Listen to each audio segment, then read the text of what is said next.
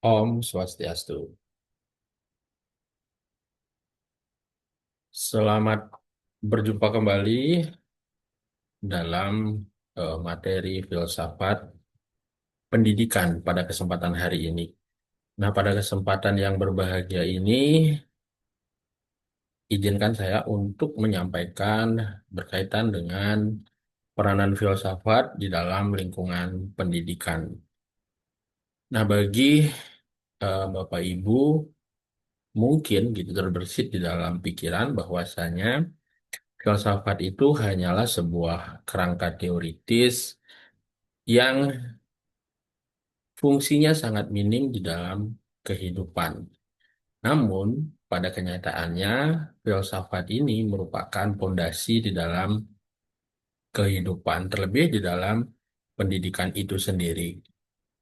Hanya saja permasalahannya adalah banyak dari kita gitu yang menganggap bahwa filsafat ini hanya sekedar kerangka gitu ya yang tidak memiliki tujuan gitu. Namun pada kenyataannya ketika kita berpijak pada nilai ataupun fungsi dari filsafat itu bahwa filsafat ini sebenarnya fondasi dari kerangka sebuah kehidupan demikian juga di dalam pendidikan gitu.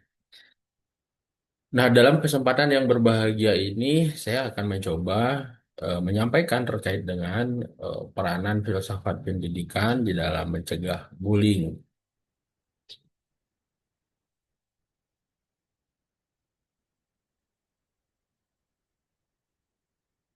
Nah, adapun mind mapping yang ingin saya sampaikan di sini adalah yang pertama itu adalah pendidikan gitu. Jadi pendidikan adalah sebuah institusi formal gitu yang tujuannya adalah untuk mendidik para peserta didik untuk memiliki kecerdasan secara intelektual dan juga memiliki kemantapan di dalam karakter gitu. Namun yang terjadi justru sebaliknya gitu. Jadi lingkungan pendidikan ini kerap menjadi arena gitu untuk melakukan tindakan-tindakan eh, yang disebut sebagai school violence ataupun tindakan-tindakan kejahatan di lingkungan sekolah. Nah, salah satunya adalah tindakan perundungan gitu. Nah, disinilah fungsi pentingnya untuk kita bisa melakukan internalisasi terhadap fondasi daripada pendidikan itu sendiri. Nah, salah satunya adalah filsafat ini sendiri gitu. Nah, sehingga filsafat ini bisa dikembalikan fungsinya untuk menjadi pondasi dalam pendidikan gitu. Nah, sehingga tindakan bullying ini bisa dapat dicegah. Nah, dari mind mapping ini, yang pertama yang ingin saya sampaikan itu adalah tujuan umum pendidikan dulu gitu. Nah, jadi pendidikan ini adalah merupakan sebuah usaha sadar gitu yang dilakukan dengan cara yang terencana gitu. Nah, sehingga di sana ada sistem yang bekerja, kemudian ada tahapan-tahapan gitu, dan ada juga proses-proses di dalamnya, gitu. Nah, secara umum juga tujuan pendidikan ini sendiri jadi berupaya gitu untuk meningkatkan kualitas manusia di dalam segala bidang. Nah, peranan lembaga pendidikan sendiri adalah membentuk peserta didik, tentu tidak terbatas hanya pada membentuk insan yang memiliki kecerdasan secara akademis gitu. Namun di sisi lain, mereka juga harus memiliki karakter yang bagus juga gitu. Nah, bahkan dalam beberapa aspek disampaikan bahwa lembaga akademis ini gitu seperti sekolah gitu, jika mereka mampu mencinta generasi pendidik yang eh, cerdas secara akademis, namun secara karakter jika mereka tidak memiliki karakter yang bagus, maka ini tidak akan menjadi sebuah kesesuaian gitu. Kemudian amanat di dalam pendidikan juga dituangkan di dalam pasal 3 gitu ya, Undang-Undang Pendidikan. Ini disebutkan bahwa fungsi dari pendidikan ini adalah mengembangkan kemampuan, membentuk watak, serta peradaban bangsa yang bermartabat di dalam rangka mencerdaskan kehidupan bangsa. Jadi untuk tujuan berkembangnya potensi peserta didik, sehingga mereka menjadi manusia yang beriman dan juga bertakwa kepada Tuhan yang Maha Esa gitu.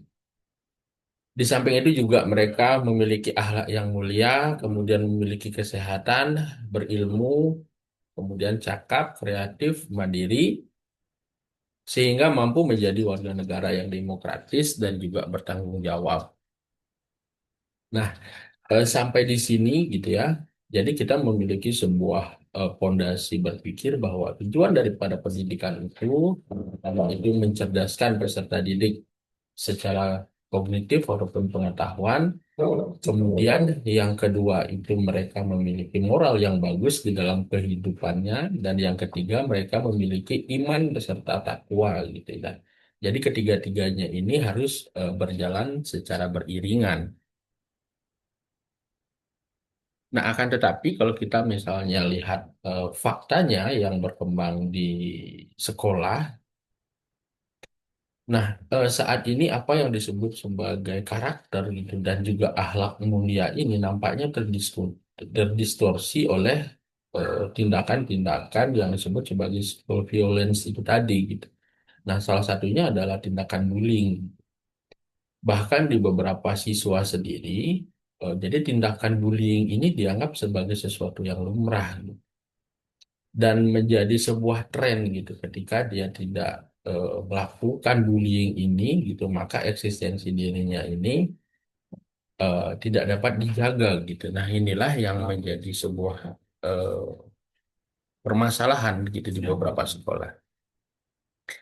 Nah, demikian juga dengan kasus bullying gitu ya dari beberapa penelitian gitu menunjukkan bahwa bullying ini senantiasa mengalami sebuah peningkatan gitu dari tahun ke tahun itu angka bullying ini dia semakin naik gitu. Misalnya saja dari laporan FGI, kemudian yang menunjukkan gitu ya antara tahun 2022, 2023, 2024 sampai dengan 2025 gitu. Jadi signifikan sekali kenaikannya itu kisaran 10% dari tahun ke tahun dia terus meningkat tajam gitu. Nah, di sisi lain tindakan bullying ini juga eh, terjadi gitu akibat cara pandang kita yang salah gitu, menganggap bahwa tindakan bullying itu adalah bagian dari sebuah kenakalan remaja yang memang harus dimaklumi gitu. Namun di sisi lain, kita melihat bahwa dampak dari bullying ini cukup signifikan gitu, bahkan angka kematian akibat bullying ini juga cukup besar. Nah, disinilah diperlukan sebuah pengembalian gitu terhadap nilai ataupun filsafat pendidikan itu gitu. Jadi bagaimana stakeholder di dalam sekolah itu untuk bisa meninjau kembali gitu sebagai pondasi awal dalam pendidikan terkait dengan bagaimana pendalaman kembali tentang filsafat pendidikan utamanya adalah filsafat pendidikan klasik di dalam mencegah bullying. Nah, di antaranya yang pertama itu ada aliran nativisme gitu. Jadi salah satu pendiri ataupun pelopor daripada filsafat nativisme ini adalah Arthur Schopenhauer gitu yang hidup di abad 19, kemudian lahir di tahun 1788 dan beliau meninggal di tahun 1860 gitu. Jadi teori ini merupakan teori kebalikan dari tabula rasa gitu. Jadi yang mengajarkan bahwa anak lahir sudah memiliki pembawaan sendiri-sendiri gitu. Jadi pembawaan yang hanya ditentukan oleh pembawaannya sendiri gitu. Jadi pembawaanlah eh, yang dianggap sebagai maha kuasa gitu, yang menentukan perkembangan anak, kemudian lingkungan sama sekali tidak bisa mempengaruhi gitu, apalagi membentuk kepribadian anak tersebut. Nah, jika pembawaan jahat, maka mereka akan menjadi jahat gitu. Jika pembawaannya baik, akan menjadi baik. Nah, walaupun bagaimana baiknya gitu, kerasnya dan juga tertibnya usaha pendidikan atau lingkungan, hasil pendidikannya akan tetap sebagaimana pembawaannya. Nah, pada hakikatnya aliran nativisme ini bersumber dari Leibnizian gitu, ataupun tradisi yang menekankan pada kemampuan dalam diri seorang anak. Nah, sehingga faktor lingkungan termasuk faktor pendidikan kurang berpengaruh terhadap perkembangan anak itu sendiri gitu. Nah, hasil pendidikan ditentukan oleh bakat yang memang dibawa sejak lahir. Nah, sehingga menurut aliran ini, keberhasilan belajar itu ditentukan oleh individu itu sendiri gitu. Nah, sehingga nativisme ini berpendapat jika anak memiliki bakat jahat dari lahir, maka ia akan menjadi jahat gitu. Dan sebaliknya, jika anak memiliki bakat baik, maka ia akan menjadi baik gitu. Jadi, pendidikan anak yang tidak sesuai dengan bakat yang dibawa tidak akan berguna bagi perkembangan anak itu sendiri gitu. Nah, dalam aliran nativisme ini lebih menekankan kepada bakat bawaan yang dimiliki oleh seorang anak tersebut gitu. Nah, dalam konteks pendidikan gitu, jadi pendidikan itu tidak bisa kita memukul rata, semua anak itu sama gitu dan diajarkan dengan pola yang sama. Demikian juga dengan pendekatan metode yang sama gitu. Nah, jadi sekolah ini harus melihat bahwa anak itu dia memiliki karakteristiknya sendiri-sendiri gitu. Demikian juga dengan pendekatan yang harus dilakukan gitu.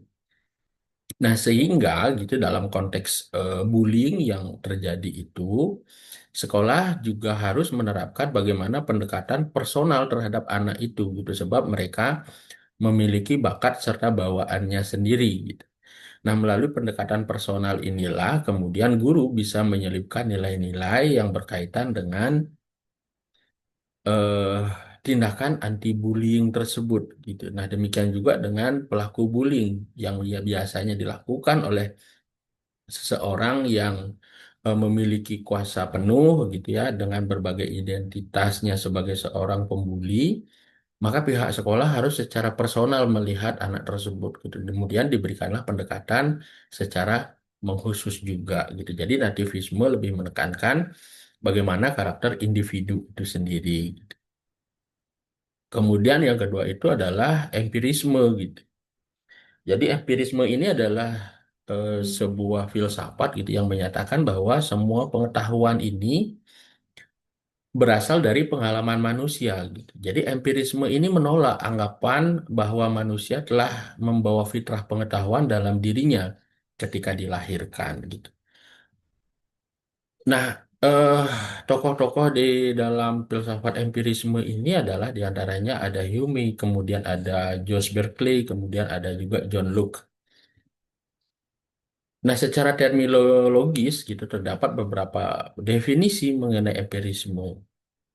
Nah, di antaranya ada juga doktrin gitu ya yang mengatakan bahwa sumber seluruh dari pengetahuan ini ya memang harus dicari dalam pengalaman gitu. Jadi pandangan bahwa semua ide merupakan abstraksi yang dibentuk dengan menggabungkan apa yang dialami. Jadi pengalaman indrawi ini adalah satu-satunya sumber pengetahuan dan juga bukan akal.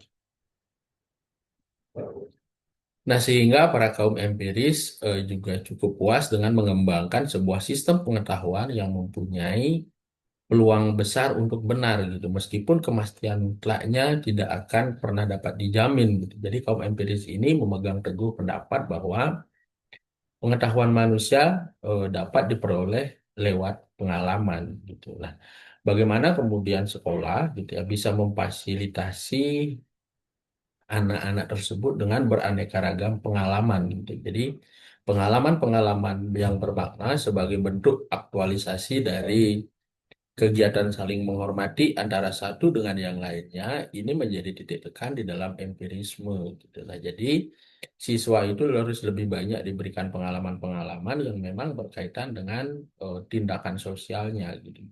Jadi mereka harus diberikan pandangan gitu bagaimana ketika misalnya si pembuli itu menjadi korban bully, apa yang akan dirasakan gitu. Jadi pengalaman-pengalaman empiris seperti ini akan mengantarkan siswa tersebut untuk bagaimana bisa saling menghormati dan juga bertoleransi. Nah, yang ketiga itu ada yang disebut sebagai filsafat komprehensi gitu. Nah, pendirinya ataupun tokoh pelopornya itu adalah William Stern gitu. Jadi lahir di 1871 di Berlin. dengan nama lengkapnya adalah Louis William Stern gitu. Jadi Stern ini merupakan anak dari seorang psikolog dan juga filsuf yang berkebangsaan Jerman gitu. Ya, tercatat juga sebagai pencetus psikologi kepribadian dan juga kecerdasan. Nah, aliran konvergensi sendiri mengkompromikan gitu antara nativisme dan juga empirisme gitu sehingga dia menyatakan bahwa manusia di dalam perkembangannya tidak terlepas dari sifat pembawaan dan juga faktor lingkungan sosial yang memberikan pengaruh terhadap kehidupan itu sendiri.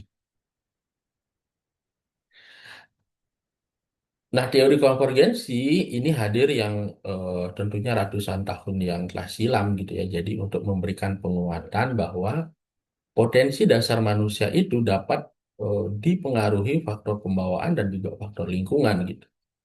Nah, sehingga kedua-duanya ini menjadi sebuah kontribusi terhadap perkembangan dan juga kemajuan manusia. Nah, secara nyata kita mengetahui bahwa anak yang memiliki pembawaan baik dan didukung oleh lingkungan pendidikan yang baik sudah barang tentu akan semakin baik gitu. Nah, sementara bakat yang dibawa sejak lahir jika tidak berkembang atau dikembangkan dengan baik tanpa adanya dukungan lingkungan yang sesuai dengan perkembangan bakat tersebut, maka bakat tersebut juga akan tidak berkembang gitu. Nah, sehingga dalam prinsip konvergensi ini memandang bahwa eh, seseorang itu sudah memiliki bakat sejak lahirnya, kemudian bakat itu akan menjadi berkembang ketika didukung juga oleh lingkungan yang baik, sehingga kedua-duanya ini harus bersinergi gitu. Nah, dalam pandangan pendidikan anti bullying sendiri, filsafat konvergensi ini juga memberikan kontribusi yang cukup besar gitu. Jadi bagaimana lingkungan sekolah itu harus memperhatikan gitu. Jadi bagaimana bakat seorang peserta didik, kemudian di samping itu juga harus memberikan fasilitasi terhadap lingkungan ataupun suasana belajar yang baik. Nah, bagaimana aktualisasinya di dalam pendidikan? Nativisme sendiri berpandangan yang pertama itu adalah pengenalan dan juga pengembangan bakat bawaan sejak dini gitu. Nah, jadi sekolah juga seyogianya harus mendeteksi secara dini gitu apa yang menjadi bawaan anak tersebut, kemudian bakatnya bagaimana, termasuk juga karakteristik yang dimiliki oleh anak tersebut. Kemudian pendidikan juga harus menghormati keunikan individu, kemudian memberikan dukungan terhadap perkembangan bahasa secara alami, kemudian penguatan pendidikan karakter, rekrutmen dan penempatan berdasarkan potensi bawaan, pengembangan kurikulum yang sifatnya fleksibel dan juga adaptif gitu, dan pendidikan inklusif dan juga personal gitu. Nah, aktualisasi dari teori nativisme dalam pendidikan adalah menghargai dan juga mengembangkan potensi bawaan siswa, bukan mengubah mereka menjadi sesuatu yang seragam. Jadi pendidikan bukan sekedar menambahkan pengetahuan dari luar, tetapi juga memfasilitasi keluarnya potensi dari dalam anak diri anak itu sendiri. Nah, seperti yang saya sampaikan tadi, bahwa dalam nativisme ini sekolah juga harus memperkembangkan bagaimana perkembangan dan juga pertumbuhan daripada individu anak itu sendiri gitu. Jadi tiap-tiap individu itu harus diberikan catatan tersendiri tentang aktivitas mereka di sekolah gitu karena masing-masing anak itu memiliki bakat bawaannya sendiri yang memang juga harus membutuhkan pendekatannya secara tersendiri. Nah, sedangkan di dalam empirisme sendiri berpandangan bahwa belajar melalui pengalaman ataupun learning by doing, kemudian penggunaan metode induktif, penekanan pada observasi dan juga pengamatan, kemudian harus dilakukan evaluasi berdasarkan hasil pengalaman, kemudian ada pembelajaran kontekstual dan situasional, pendidikan vokasional dan juga keterampilan hidup, penggunaan media dan juga alat peraga, pendekatan konstruktivisme sosial. Nah, sedangkan di dalam filsafat konvergensi, aktualisasinya di dalam pendidikan, jadi pendidikan yang memperhatikan perbedaan individu, kemudian ada kurikulum yang fleksibel dan berbasis diferensiasi, kolaborasi antara sekolah dan keluarga, penerapan asesmen, diagnostik, dan juga formatif, pembelajaran kontekstual dan juga aktif, pengembangan kecerdasan majemuk atau yang disebut sebagai multiple intelligency, serta pendidikan yang sifatnya inklusif. Nah, penerapan secara khusus di dalam pencegahan anti-bullying. Nativisme sendiri berpandangan bahwa deteksi dini potensi bawaan siswa yang rentan melakukan bullying. Kemudian pengembangan karakter positif berdasarkan potensi bawaan, membangun kesadaran diri melalui refleksi dan juga pengalaman, pembelajaran yang berfokus pada pengendalian diri, kemudian aktualisasi teori nativisme di dalam mencegah bullying menekankan pentingnya mengenali dan juga memahami potensi bawaan manusia, lalu memberikan pendidikan dan lingkungan yang membantu mengarahkan potensi tersebut ke arah positif, sehingga tindakan bullying dapat diminimalisir gitu. Jadi pada prinsipnya nativisme ini adalah memperhatikan bagaimana anak-anak per individu gitu untuk bisa diberikan catatan tersendiri untuk bisa dikembangkan. Kemudian empirisme ini dilakukan simulasi melalui role and play ataupun bermain peran. Diskusi khusus nyata dan juga refleksi pengalaman, kemudian ada pengamatan sosial dan juga tugas lapangan, melibatkan korban ataupun mantan pelaku bullying untuk berbagi pengalaman, kemudian ada proyek sosial anti-bullying, kemudian pembiasaan dan juga penguatan positif, sehingga teori empirisme mengajarkan bahwa siswa belajar tentang dampak bullying dan pentingnya empati melalui pengalaman nyata, bukan ceramah ataupun teori semata gitu. Jadi dari pihak sekolah misalnya bisa memfasilitasi gitu bagaimana individu itu untuk bisa berinteraksi melalui kegiatan-kegiatan yang bermakna seperti kemah pendidikan gitu yang di dalamnya mengajarkan bagaimana mereka bisa bekerja sama dan saling menghormati atau kegiatan-kegiatan yang sifatnya bermain dengan edukasi gitu kan. Sehingga di sana ada interaksi antara satu dengan yang lainnya. Hal ini cenderung akan membuat anak tersebut bisa membangun sikap sosial mereka.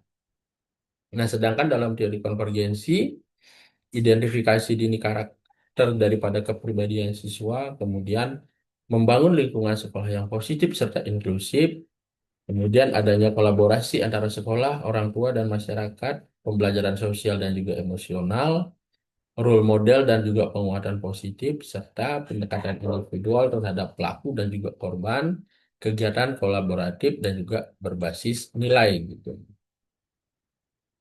Nah, teori nativisme sendiri gitu ya menjelaskan bahwa perilaku bullying ini dapat dipengaruhi oleh sifat bawaan individu seperti kecenderungan agresif atau kurang empati. Nah, sehingga pencegahan bullying harus dimulai dengan memahami dan membina potensi bawaan anak sejak dini melalui observasi, kemudian ada konseling dan juga pendidikan karakter yang sesuai dengan kepribadian masing-masing individu. Nah, berdasarkan teori empirisme, jadi perilaku bullying ini terbentuk melalui pengalaman dan juga pembelajaran dari lingkungan. Nah, sehingga pencegahan bullying ini memang harus berfokus pada menciptakan lingkungan sosial yang positif dan juga pembentukan pengalaman belajar yang baik, serta pembiasaan nilai-nilai moral dan juga empati di dalam kehidupan sehari-hari. Nah, teori konvergensi sendiri melihat bahwa untuk mencegah bullying, kita tidak bisa hanya menyalahkan individu, atau lingkungan saja, kemudian diperlukan pendekatan yang sifatnya holistik, yang memperhatikan interaksi antar faktor kepribadian dan juga faktor sosial, sehingga pencegahan lebih efektif dan juga berkelanjutan. Demikian pemaparan yang bisa saya sampaikan. Saya mengucapkan terima kasih, dan di akhir saya tutup dengan pesan. Om Santi Santi Santi Om.